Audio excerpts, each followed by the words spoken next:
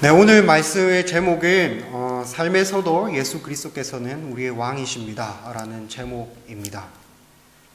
우리는 이때까지 수없이 많은 찬양들과 입술의 고백으로 하나님 우리의 왕입니다, 예수님께서는 우리의 왕입니다 라고 고백했습니다.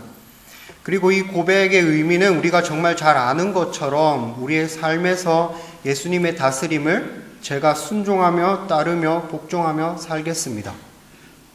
예수님께서 나의 왕입니다라는 말은 다시 말하면 그 예수님께서 나를 왕처럼 다스린다라는 말의 의미입니다. 그런데 현대를 살아가고 있는 지금 우리에게는 아쉬운 것 하나가 있는데 뭐냐면 왕의 다스림을 제대로 겪어보질 못해서 왕의 권위와 왕의 권력과 왕의 힘과 위엄이 어떤 것인지 솔직히 잘 알지 못합니다. 왕의 말 한마디가 어떤 힘이 있고 왕의 말 한마디에 우리가 어떻게 반응해야 되는지 모르면서 살아가고 있는 것이 이 시간 예수 그리스도께서 우리의 왕이십니다라고 고백하고 있는 우리가 조금은 아쉬움이 남는 부분입니다. 그리고 세상 나라의 왕들을 보면 한마디로 흥망성쇠하는 모습들을 보일 수 있습니다. 어떻게 왕이 되었지만 더 나라를 강하게 만들지만 결국에 그 나라는 무너지게 되고 또 다시 새로운 왕이 다음 왕조를 이끌어가면서 세상 나라의 왕, 그리고 세상 나라는 한마디로 말해서 영원하지 않고 계속 쇠하는 모습들을 우리는 볼 수 있습니다. 하나님의 백성인 우리가 오늘 이 말씀 가운데서 답을 가졌으면 하는 첫 번째 질문은 하나님 나라의 왕 예수 그리스도께서는 어떤 왕이실까? 그 왕이신 예수 그리스도께서는 어떻게 그 나라와 백성들을 다스리실까라고 하는 제목입니다. 오늘 다 같이 읽은 이 본문 말씀 에베소서 1장 20절부터 22절까지의 말씀에 보면 이렇게 나와 있습니다. 그의 능력이 그리스도 안에서 역사하사 죽은 자들 가운데서 다시 살리시고 하늘에서 자기의 오른편에 앉히사 모든 통치와 권세와 능력과 주관과 이 세상뿐 아니라 오는 세상에 일컫는 모든 이름 위에 뛰어나게 하시고 만물을 그의 발 아래 복종하게 하시고 그를 만물 위에 교회의 머리로 삼으셨습니다. 다시 말하면 한마디로 말하자면 하나님께서는 예수 그리스도께서 구속의 모든 일들을 다 이루시고 부활하시고 하늘에 오르셨을 때 하나님께서는 모든 만물을 다스리게 하셨습니다. 왕이 되게 하셨다는 의미입니다. 예수님께서는 바로 성부 하나님께서 세우신 하나님 나라의 왕으로 지금도 좌정하시고 다스리고 계시다는 의미입니다. 그런데 여기서 우리가 눈여겨보아야 할 것은 이 오늘 에베소서 1장 20절 바로 윗부분입니다. 이 문맥에서 등장하는 아주 중요한 한마디는 바로 지혜와 계시의 영을 너희에게 주시는 것이고 성도 안에서 그 기업의 영광의 풍성함이 무엇인지 알게 하시는 것, 그 바로 성령 하나님을 통해서 우리는 예수 그리스도께서 우리의 왕입니다라는 고백을 하게 하시는 것입니다. 또 한 구절 제가 찾아서 읽어드릴 텐데요. 누가복음 1장 32절입니다. 누가복음 1장 32절에 보면 이렇게 나와 있습니다. 그가 큰 자가 되고 지극히 높으신 이의 아들이라 일컬어질 것이요 주 하나님께서는 그 조상 다윗의 왕위를 그에게 주시리니 영원히 야곱의 집을 왕으로 다스리실 것이며 그 나라가 무궁하리라. 이 본문을 통해서 우리가 알 수 있는 것은 예수님께서 태어나실 때부터 하나님께서는 이미 예수 그리스도를 우리의 왕으로 삼아주시고 그 왕이신 예수님께서 우리를 다스리실 것이라는 것입니다. 성경 본문은 처음부터 끝까지 바로 이 예수님께서 우리의 왕이십니다라는 것을 계속 확증하고 보여주는 것입니다. 그렇다면 이 왕 예수 그리스도께서는 무엇으로 그의 백성들을 다스리는가라는 걸 한 번 더 생각해 보았으면 참 좋겠습니다.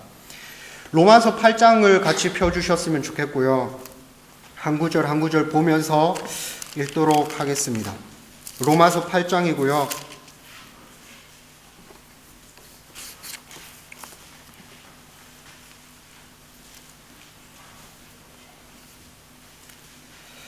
로마서 8장 2절을 다 같이 한번 읽도록 하겠습니다. 시작.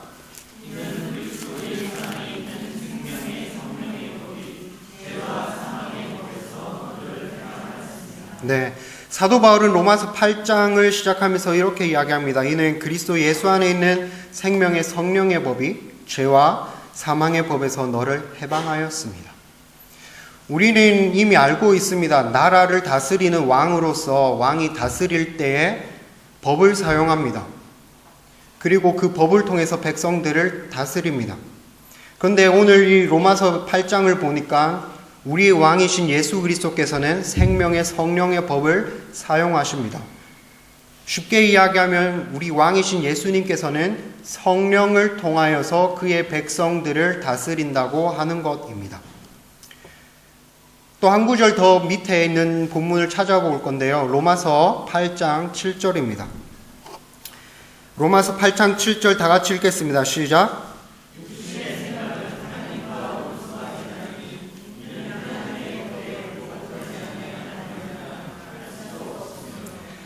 네, 왕이신 예수님께서 우리를 다스리실 때 생명의 성령의 법으로 우리를 다스리시는데, 이전에 예수 그리스도의 다스림을 받기 전에 우리가 따랐던 것은 죄와 사망의 법입니다. 그리고 8장 7절에 보니까 우리는 그 예수 그리스도의 성령의 다스림 이전에 육신의 생각으로 하나님의 원수였음을 고백하고 말하고 있습니다. 그리고 그때의 상태는 하나님의 법에 굴복하지 아니할 뿐만 아니라 할 수도 없다고 말하고 있습니다. 즉 예수 그리스도께서 성령으로 우리를 다스리시기 전에 우리는 하나님의 법에 따르지도 못하고 따를 수도 없었고, 오히려 죄와 사망의 법 그리고 육신의 생각으로 하나님의 원수가 되었다고 이야기합니다. 즉 왕이신 예수 그리스도의 다스림을 생명의 성령의 법이라고 표현하면서 우리 왕이신 예수님께서는 우리를, 그의 백성들을, 하나님의 나라를 성령으로 다스리신다고 말하고 있습니다. 하나님의 말씀으로 백성의 따라야만 할 하나님의 법을 제정하시고 다스리시는데, 이 법이 생명의 성령의 법이라고 이야기하고 있습니다.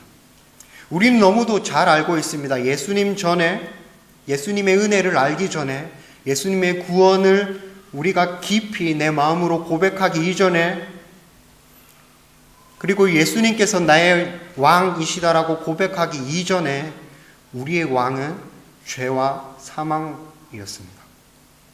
육신대로 따르고 육신의 생각을 하며 하나님의 법에 굴복하지도 않던 그 존재가 바로 우리였습니다.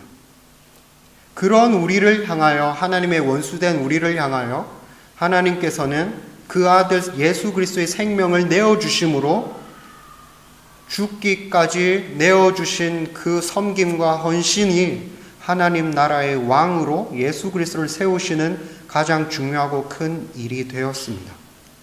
이 같은 맥락에서 사도 바울은 갈라디아서 5장도 서술하고 있는데, 갈라디아서 5장 16절 17절 말씀을 한번 같이 보도록 하겠습니다. 갈라디아서 5장 16절과 17절 말씀입니다. 다 같이 읽도록 하겠습니다. 시작. 내가 이르노니 너희는 성령을 따라 행하라. 그리하면 육체의 욕심을 이루지 아니하리라. 육체의 소욕은 성령을 거스르고 성령은 이 둘이 서로 대적함으로 너희가 원하는 것을 하지 못하게 하려 함이라. 너희가 만일 성령의 인도하시는 바가 되면 율법 아래 있지 아니하리라. 바울은 로마서 8장에서 서술했던 의미와 내용이 아주 유사하게 갈라디아서 5장을 서술하면서 성령을 따라 행하라고 이야기를 합니다. 그리고 육체의 욕심을 따르지 말라고 이야기를 합니다. 다시 말하면 우리 예수님께서는 우리를 구원하신 다음 하늘로 오르신 다음 성령을 주시고 우리에게 그 성령을 통해서 다스리시면서 성령을 따라 행하라는 하나의 원리와 성령께서 우리를 다스리십니다 라고 하는 아주 명확한 한 가지의 명제를 우리에게 선포하셨습니다. 갈라디아서에서 성령을 따라 사는 삶의 모습이 갈라디아서 4장 중반부 이후에 계속 나오는데, 한마디로 말하자면 성령을 따라 사는 삶의 모습은 바로 예수 그리스도께 받은 자유로 사랑 안에서 서로를 향하여 서로의 짐을 지고 서로를 기꺼이 자발적으로 서로에게 종노릇 하는 것에 있었습니다. 이것이 바로 성령을 통해서 다스리시는 예수님께서 원하시는 백성들의 모습입니다. 우리 왕이신 예수님께서는 이렇게 성령으로 우리를 다스리시는데, 이 다스림 안에는 어떤 강제력이나 폭력이나 억압, 억지로 하는 것이 없습니다. 오히려 우리 왕이신 예수님께서는 성령으로 아주 인격적으로 우리를 다스리십니다. 우리가 아주 잘 알고 있는 하나의 스토리가 있습니다. 예수님께서 제자들과 하루하루를 보내고 계시는데, 돌아가시기 전에 제자의 어머니가 와서 제자들과 함께 있는 예수님에게 이런 말을 합니다. 나중에 예수님 왕이 되시면 우리 아들을 예수님 좌편에 우편에 앉게 해주세요. 그리고 예수님께서는 이렇게 말합니다. 천국에서 높은 자는 지금 이곳에서, 이 자리에서 자기의 생명을 내어주는 섬김, 서로를 향하여 종노릇하며 섬기는 그 자가 하나님 나라에서 높은 자라고 말씀하시고, 예수님께서는 친히 자기의 생명을 내어주시는 섬김을 통해서 하나님 나라의 가장 높은 자가 되시죠. 중요한 것 하나는 그렇게 섬김을 통하여서 생명을 다 내어주시는 그 모습을 통하여서 하나님 나라의 왕이 되신 그 예수님께서는 우리를 다스림에 있어서 그 어떤 무서움, 억압, 강제력으로 우리를 다스리지 않으셨습니다. 오히려 성령을 주셔서 그 성령으로 인해서 왕의 법을 기꺼이 즐겁게 자발적으로 순종하게 만들어 주셨죠. 그 안에는 예수 그리스도께서 우리에게 주신 은혜와 사랑과 생명이 있었습니다. 성령을 통해서 우리는 예수 그리스도의 그 사랑과 섬김과 생명이 얼마나 큰지 알게 하시고, 성령을 통해서 예수님께서는 우리가 얼마나 하나님 앞에 원수였고 죄와 사망의 법을 따랐던, 하나님 앞에서 하나님을 향하여 그 어떤 소망도 가질 수 없었던 하나님의 원수인 나라에서 살던 그 백성인 것을 알게 하시죠. 그런 하나님께서 예수 그리스도를 통해서 우리를 하나님 나라의 백성뿐만 아니라 하나님 나라의 아들, 딸로 입양까지 시켜주셨는데, 이 사실이 성령을 통하여 우리 가운데 역사할 때에 우리는 자발적으로 나의 왕이신 예수님께 어떻게 하면 더 기쁘고 즐겁게 나의 왕이신 예수님께, 우리의 아버지이신 하나님께 내가 내 삶을 살아드릴까를 스스로 자발적으로 고민하며 살아가게 됩니다. 이것이 바로 그리스도를 통해서 믿음과 구원을 얻은 자의 영적인 반응이죠.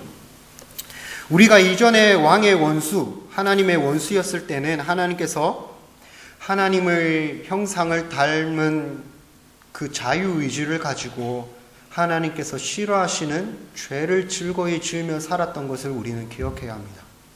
하나님께서 천지를 창조하시면서 인간을 지으셨을 때에 그의 형상에 닮은 그 이미지를 그대로 우리 인격에 주셨는데, 그 중 하나가 바로 자유의지, free will입니다. 자유의지를 가지고 하나님을 기쁘고 즐겁게 기꺼이 섬겼어야 했던 우리인데, 우리는 오히려 타락 이후로 우리의 그 자유의지를 가지고 하나님의 원수가 되는 일을 즐거이 하면서 살았습니다. 그랬습니다. 죄의 종이라고 표현을 하고요. 그리고 사망이 우리의 죄의 값이었습니다.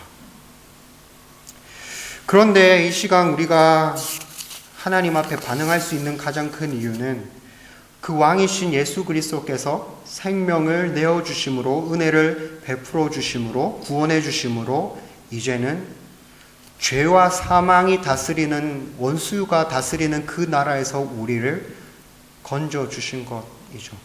우리의 위치와 우리의 자리가, 우리가 살고 있던 나라가 더 이상 죄와 사망의 나라가 아니게 되었습니다. 그 하나님께서 성령을 통해서 다스리실 때 그 하나님은, 그 왕이신 예수님은 우리를 굉장히 인격적으로 다스리고 계십니다. 그러면 우리가 한 가지 더 보아야 할 것은 예수님께서 아주 인격적으로 우리를 다스리시는데 그의 다스림에는 우리 인생 가운데 아주 큰 관문에서만 우리를 다스리시는가? 아니요, 절대 그렇지 않음을 볼 수 있습니다. 오늘 설교의 제목에서처럼 삶에서도 예수 그리스도께서는 왕이십니다라고 하는데 우리가 조금 더 보자면 예수님의 다스림은 우리가 너무나도 사소한 것으로 여기고 쉽게 생각하는 아주 조그만 우리의 일상의 한순간까지도 성령으로 다스리고 계시다는 것을 우리는 깊이 알고 있어야 합니다. 앞에서 말한 것처럼 사망과 죄에서 구원해 주신 왕이신 우리 주님께서는 성령을 보내주시고 성령을 통해서 우리를, 하나님의 백성인 우리를 왕의 다스림에 아주 자발적으로 기꺼이 즐겁게 따르게 하십니다. 그런데 우리의 삶과 우리의 모습을 되돌아보면 주님의 다스림이 잊혀질 때가 얼마나 많은지도 모릅니다. 또한 주님의 다스림을 굉장히 제한하고 있고 때로는 오해하고 있습니다. 가령 예를 들면 이런 겁니다. 아주 큰 인생의 관문, 하나님, 대학교는 어디로 가야 합니까? 하나님, 직장은 어떤 것을 가져야 합니까? 하나님, 앞으로 배우자는 어떤 사람을 만나야 합니까? 이런 아주 중요하고 큰 인생의 관문들에서만 하나님 어떻게 해야 될지 좀 가르쳐 주세요. 하나님 어떻게 인도하실지 모르겠습니다. 하나님 기다리겠습니다. 말씀해 주세요. 그런데 우리가 놓치지 말아야 할 것은 우리의 삶은 그런 인생의 큰 관문만 우리의 삶이 아니라는 것입니다.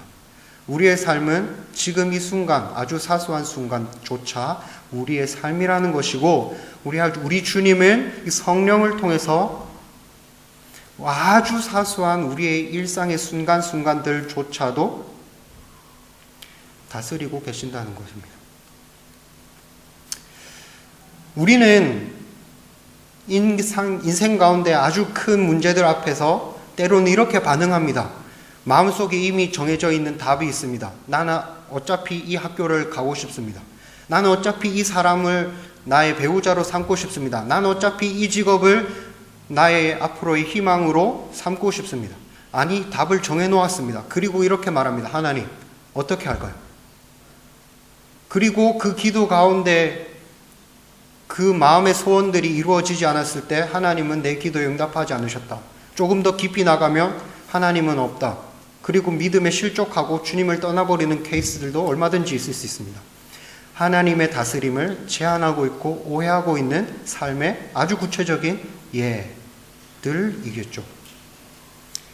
그런데 우리 인격적인 하나님, 우리 주님, 예수님께서는 왜 계속 인격적이라고 표현을 하냐면 예수님의 방법과 길과 목적은 우리가 정해놓은 답에서 아주 멀게 차이가 나지만 우리 주님은 끝까지 기다려주신다는 것이고 끝까지 참아주신다는 것이고 우리 마음 가운데 역사하셔서 우리가 우리 스스로 마음을 돌려서 하나님의 영광을 위한 일로 우리의 목적을 바꾸게 하신다는 것이죠.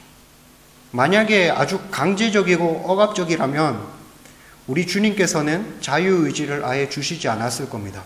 그냥 로봇처럼 입력된 프로세싱 그대로 살아가게 하셨겠죠. 그런데 하나님께서는 그렇지 않으셨어요. 우리가 좋아서 기뻐서 하나님을 향하여 즐겁게 하나님을 누리는 것, 인조이하는 것을 원하셨습니다. 오늘 조금 더 집중했으면 좋겠는 것은 바로 우리 왕 예수님께서는 아주 사소한 것까지도 성령으로 우리를 다스리신다는 것을 잊지 말고 그 다스림에 순종하자는 것입니다. 인생의 큰 일만 하나님께서 다스리시는가? 그러면 나머지 때는 모든 또 다른 사소한 순간에는 그냥 내 마음대로 내 생각대로 다 해도 되는 것인가? 우리는 이미 알고 있습니다. 그렇게 해서는 안 된다. 성령 하나님께서는 말씀으로 역사하시고 우리의 심령의 삶의 모양들을 다스리십니다. 사도 바울의 많은 서신들을 보면 알 수 있습니다. 사도 바울은 이렇게 서술합니다. 우리가 하나님의 죄인 원수였습니다. 그리고 하나님께서는 그 아들 예수 그리스도를 통해서 우리를 하나님과 화목하게 하셨습니다. 그리고 하나님께서는 그 예수 그리스도의 생명으로 구원을 베풀었습니다. 이제는 우리가 하나님의 자녀가 되었습니다. 이제 우리는 하나님의 백성입니다. 여기서 끝나지 않습니다. 그 백성으로서 우리는 하나님 앞에 반드시 영적인 리스폰스, 반응들로 삶을 살아내 가야 하는데, 로마서의 말을 빌리면 이것이 바로 우리가 하나님께 드려야 될 진짜 예배, 영적인 예배라고 이야기하고 있습니다. 바울은 그의 서신 마지막 부분에 그리스도인의 삶에 대해서 권면하면서 아주 사소하게, 아주 디테일하게 권면합니다. 교회 성도들이 서로의 성도들에게, 가정에서 남편이 아내에게, 아내가 남편에게, 자녀가 부모에게, 부모가 자녀에게, 종이 주인에게, 주인이 종에게 어떤 말을 내뱉어야 하고 어떻게 대해야 하는지 사도 바울은 구원을 받은 그리스도인들인 그 사람들에게 아주 세부적으로 명확하게 명령하고 권면하고 있습니다. 그런데 중요한 것은 이 모든 요구와 권면, 하나님의 말씀으로 하시는 이 모든 것은 바로 나의 왕이신 예수님께서 지금 여기서 우리에게, 저에게, 나에게 말씀하고 계시는 것임을 우리는 알아야 하고 그렇게 받아야만 합니다. 우리가 오늘 읽은 에베소서, 그리고 에베소서 본문 4장 후반부부터 아주 사소한 요구와 권면과 명령을 합니다. 예수 그리스도의 사랑을 받은 자, 예수 그리스도의 은혜를 받은 자는 서로를 예수 그리스도의 사랑으로 대하면서 살아야 되는데, 짧게 한마디로 이야기하면 모든 사람을 대할 때 우리 예수님께 하는 것처럼 하라고 하는, 죽게 하듯 하라라고 하는 한 가지의 원리로 우리는 읽어낼 수 있습니다. 아주 사소한 삶의 순간순간에서 내가 마주하고 있는 내 앞에 그 사람을 향하여 사도 바울이 우리에게 요구하는 바는, 예수님께서, 우리 왕이신 우리 주님께서 성령을 통해서 말씀으로 우리를 다스리시는 바는 모든 사람을 향하여 주님께 하듯 하라는 것이죠. 그런데 이 순간의 일상의 아주 사소한 일들은 참으로 너무나도 가볍게 지나가게 합니다. 우리의 삶에서 또한 저를 뒤돌아보면 이런 모습들을 봅니다. 언젠가 누군가의 말로 누군가는 마음을 아파했습니다. 언젠가 누군가의 행동이 누군가를 굉장히 힘들게도 하고 실족하게 할 때도 있었습니다. 그러면서 뒤돌아보면서 그때는 내가 좀 잘못했어. 그때는 내가 정말 실수했구나. 주님 죄송해요. 잘못했어요. 이런 말들을 하면서 하나님 앞에 용서를 구하죠. 그리고 다시 뒤돌아서서 또 비슷한 패턴으로 반복하면서 살아갑니다. 너무 사소해서 너무 중요한 것이 아닌 것 같아서 그냥 1초 1초 같이 지나가는 우리의 삶의 과정들이어서 우리는 주님의 다스림과는 아무 상관없는 my way로 우리의 삶을 살아가고 있죠. 너무도 사소해서. 그러면서 왕이신 우리 예수님의 자리가 우리의 중심 심령 가운데서 없어집니다. 뿐만 아니라 이런 경우도 있습니다. 뭐냐면 내가 아파서, 내가 마음이 상처가 돼서, 내가 기분이 안 좋아서 내가 어떤 이유로 부당함을 느껴서 그것 때문에 내 마음대로, 내 뜻대로, 내 생각대로 살아가기도 합니다. 그게 아주 당연하고 합당한 것처럼. 우리 예수님의 다스림은 우리의 어떠함, 내 기분과 감정과는 아무 상관없이 끊임없이 세상 첫날부터 세상 끝날까지 계속 단 한 번도 변함없이 성령을 통해서 다스리고 계신데, 우리는 그 다스림 앞에 내가 너무도 커져 있는 우리의 모습들을 볼 수 있습니다. 내가 이러니까 말씀은 접어두고, 내가 이러니까 하나님께서 나에게 무엇을 원하시는지는 생각에도 없고, 그렇게 살아가는 우리의 연약한 모습을 우리는 보게 됩니다. 이것이 바로 우리가 항상 기도하면서 하나님 앞에 깨어 있어야 할 가장 큰 이유가 아닐까 싶습니다. 내 삶의 아주 사소한 순간까지도 마이웨이로 살아가는 것이 아니라 왕이신 우리 예수님의 다스림, 그 다스림을 받으면서 살아가는 것. 이 삶을 나의 힘으로는 단 한순간도 살아갈 수 없기 때문에 우리는 항상 기도하면서 깨어 있으면서 주님, 성령으로 다스리시고 말씀으로 다스리셔서 제가 구원받은 그 사람으로 성령의 다스림 앞에, 왕이신 나의 예수님 앞에 올바르게 살아갈 수 있도록 인도해 주세요.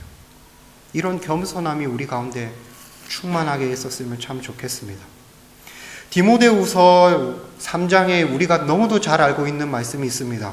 모든 성경은 하나님의 감동으로 된 것으로 교훈과 책망과 바르게 함과 의로 교육하기에 유익하니 이는 하나님의 사람으로 온전하게 하며 모든 선한 일을 행할 능력을 갖추게 하려 함이라. 성령의 다스리심을 받는다는 것은 하나님 말씀 앞에서 하나님의 말씀이 결국은 믿음과 은혜로 살아가고 있는 나에게 더 하나님의 사람으로 온전하여지는, 바꾸어 말하면 왕이신 예수 그리스도의 다스림에 따르는 하나님 나라의 백성으로 온전하게 살아가기 위해서 따라야 할 하나님의 가이드라인이 바로 이 주님의 말씀이라는 것입니다. 우리는 주님의 다스림을 받으면서 왕이신 예수 그리스도의 이미지 그리고 인격이 나의 인격에도 나타나기를 간구하는 기도가 우리 삶에 있어야 합니다. 이게 참 중요합니다. 하나님께서 창세기에서 우리의 인간의 시작을 하실 때 우리의 모양과 형상대로 사람을 만들자고 하시면서 우리의 인격에 그 삼위일체 하나님의 이미지를 담게 해 주셨죠. 그래서 하나님과 교제도 하고요. 하나님을 사랑합니다 고백하기도 하고요. 우리는 서로를 향하여 관계를 가지고 공동체를 꾸리며 이제 예수 그리스도 안에서 연합된 교회로 살아갑니다. 그게 바로 우리의 정체성이기 때문에 우리가 성령을 따라 다스림을 받는 우리의 삶의 모습들 또한 하나님의 말씀 앞에서 우리 주님께서 요구하시는 바, 명령하시는 바대로 아주 사소한 삶의 순간까지도, 아주 가벼운 우리의 입술에서 나오는 말까지도, 우리가 하는 손끝 하나의 행동까지도 주님께 하듯 할 수 있는 우리의 그 다스림의 모습이 있기를 소원합니다. 주님께 하듯 하라라고 하는 이 에베소서의 삶의 원칙이 항상 우리의 삶에 좀 나타나는 기도와 간구가 우리 가운데 있었으면 참 좋겠습니다. 우리는 매주 우리 교회에 선포되는 그 말씀을 통해서 무엇이 정말 하나님께서 기뻐하시는 기도인지, 무엇이 정말 하나님께서 주시고자 하시는 참된 복인지, 소망인지, 이 세상의 것들이 얼마나 소용없음을 우리는 이미 잘 알고 있습니다. 우리의 기도 제목 가운데 나타나야 할 것은 우리의 연약함을 내어놓는 것임을 우리는 이미 알고 있습니다. 그래서 이렇게 한번 제안하고 싶습니다. 우리의 기도 가운데 아주 사소한 삶의 순간이 우리는 하나님 앞에서 어떻게 반응되며 어떤 다스림을 받으면서 살아갈 것인가? 그냥 무심코 지나가는 말 한마디가 나는 어떤 생각으로 내뱉으며 내가 했던 행동 하나하나가 과연 무엇을 위하여 상대방들에게 나왔을까? 이것이 우리가 생각해야 할, 그리고 답변을 가져야 할, 그리고 정말로 우리가 따라야 할 그리스도인으로서 왕이신 예수 그리스도의 그 다스리심을 따라 살아가는 우리의 모습이 아닐까요? 그런 모습을 보면서 우리 주님은 우리에게 무슨 말씀을 하실까요? 그런 삶의 순종의 모습들이 나타날 때 주님은 얼마나 기뻐하실까요? 이것이 우리에게 주님께서 성령으로 다스리시는 가장 큰 하나의 원리가 되기를 소망합니다. 기도하겠습니다. 주님,